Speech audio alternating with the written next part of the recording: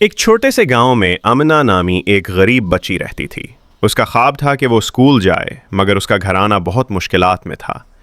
اس کا باپ مزدوری کرتا تھا اور ماں ہمیشہ بیمار رہتی تھی۔ امنا پرانی کتابوں کو آنسو بھری آنکھوں سے دیکھتی رہتی تھی۔ ایک صبح وہ اسکول کے دروازے کے پاس رک گئی۔ اندر بچے ہنسی خوشی کھیل رہے تھے۔ ایک استانی نے اسے دیکھا اور قریب آ کر نرمی سے پوچھا، بیٹی تم اسکول کیوں نہیں آتی؟ امنا نے دھیرے سے کہا، میرے ابا اسکول کی فیس نہیں دے سکتے۔ استانی کے دل میں دکھ اترا اور اس نے وعدہ کیا کہ وہ اس کی مدد کرے گی۔ اگلے دن استانی امنا کے گھر پہنچی۔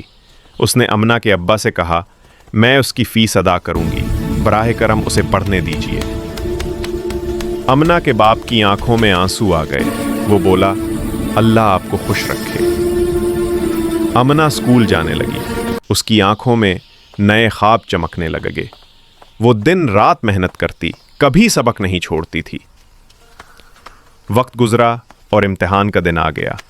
سب کہتے تھے امنا نہیں جیت سکتی، مگر امنا نے سب کو غلط ثابت کر دیا۔ اس نے پورے اسکول میں پہلی پوزیشن حاصل کی۔ جب وہ اسٹیج پر چڑھی تو اس کے والدین کی آنکھوں میں خوشی کے آنسو تھے۔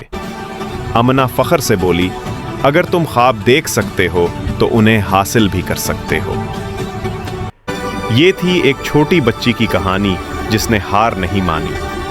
دیکھتے رہیے موٹیو اردو 07۔